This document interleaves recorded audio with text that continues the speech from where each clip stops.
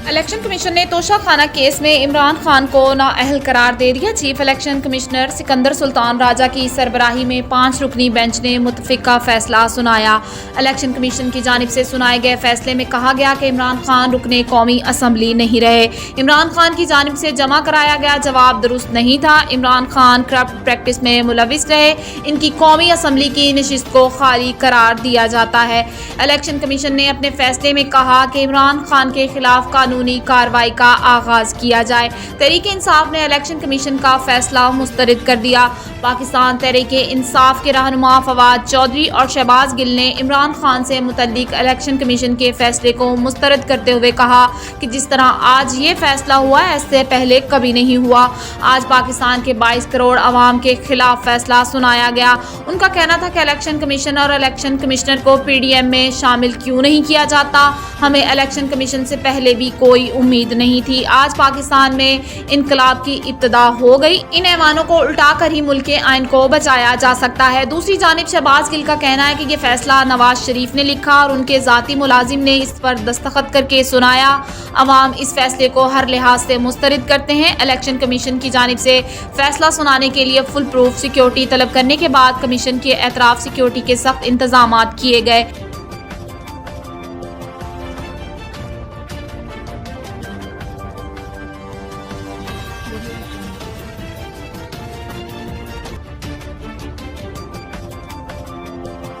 Army chief का खुद extension न लेने का ऐलान अच्छी रिवायत है। शाहिद खाकान। कराची मुस्लिम लीग नून के सीनियर नायब सदर शाहिद खाकान अब्बासी का कहना है कि कानून में आर्मी चीफ की एक्सटेंशन की गुंजाइश मौजूद है, लेकिन आर्मी चीफ का खुद एक्सटेंशन न लेने का ऐलान अच्छी रिवायत है। एहतसाब अदालत में पेशी के मौके पर मीडिया से गुफ्तगू करते हुए शाहिद खाकान अब्बासी का कहना था कि केस में तीसरा साल चल रहा है, लेकिन अब तक कोई पेशरफ्त नहीं हुई। नैब ने लोगों की जिंदगियां मफलूज कर दी। क्या नैब उन लोगों के नुकसान का अजाला करेगा जो लोग जेलों में गए, कारोबार छोड़ दिया? साबिक चेयरमैन बैन को तनकीद का निशाना बनाते हुए शाहिद खाकान अब्बासी का कहना था कि जावेद इकबाल बताने से कासिर हैं कि आज उनके कितने असासे हैं जो बगैर इल्ज़ाम के दूसरों को जेलों में डालते रहे। वो खुद अपने असासे बताने से कासिर हैं। मैं तो शुरू दिन से कह रहा हूँ कि नैब को ख़त्म किया जाए। सुप्रीम कोर्ट को ये देखना चाहिए कि 30 साल में नैब ने क्या किया।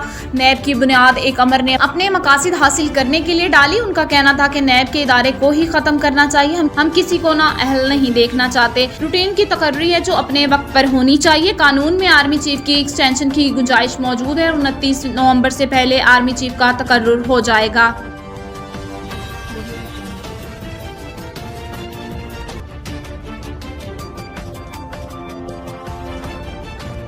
सुप्रीम कोर्ट में वजीर आजम की नाअहली के लिए दायर दरखास्त पर एतराज़ात। सुप्रीम कोर्ट के रजिस्ट्रार ऑफिस ने वजीर आजम शहबाज शरीफ की नाअहली के लिए दायर दरखास्त पर एतराज़ात आयद कर दिए। रजिस्ट्रार ऑफिस सुप्रीम कोर्ट की जानिब से शहबाज शरीफ की नाअहली के लिए दायर दरखास्त पर 6 एतराज़ात आयद किए गए। दरख्वास्त पर एतराज़ात केस में अवामी अहमियत का क्या मामला है बताया नहीं गया। आइन के आर्टिकल 248 के तहत वजीर आजम को केस में फरीक बनाया नहीं जा सकता। आइन के आर्टिकल 184 के इस्तेमाल से मुतल्लिक मुतमईन नहीं किया गया। फ्रीकेन को केस की कॉपी नहीं भिजवाई गई। दरख्वास्त गुजार ने दस्तियाब दूसरे फॉर्म पर राब्ता नहीं किया। याद रहे कि पाकिस्तान तहरीक इंसाफ की रहनुमा अंदलीब अब्बास ने वजीर आजम शहबाज शरीफ की नाअहली के लिए दरख्वास्त दायर की थी।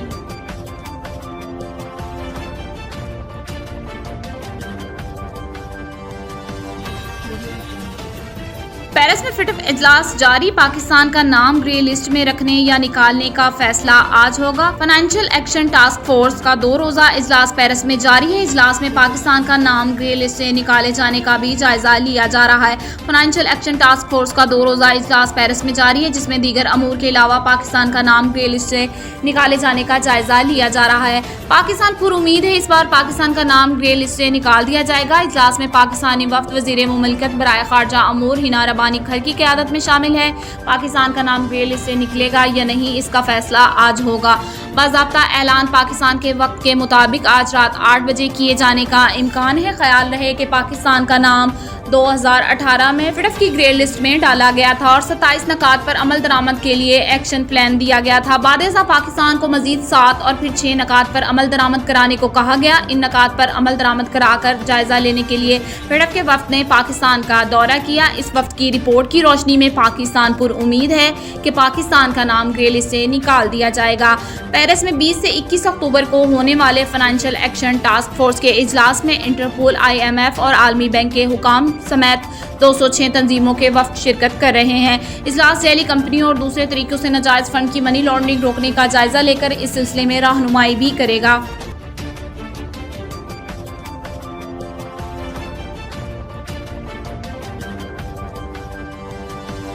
नून लीग के रहनुमा कैप्टन सफदर के वारंट गिरफ्तारी जारी। लाहौर की मकामी अदालत ने कैप्टन सफदर के वारंट गिरफ्तारी जारी कर दिए। लाहौर के जुडिशल मजिस्ट्रेट ने रियासती इदारों के खिलाफ गुफ्तगू और सरकारी काम में मुदाखलत के मुकदमात में मुस्लिम लीग नून के रहनुमा सफदर अमान के काबिल जमानत वारंट गिरफ्तारी जारी किए। जुडिशल मजिस्ट्रेट ने कैप्टन सफदर की हाजिरी माफी की दरख्वास्त भी मुस्तरद कर दी।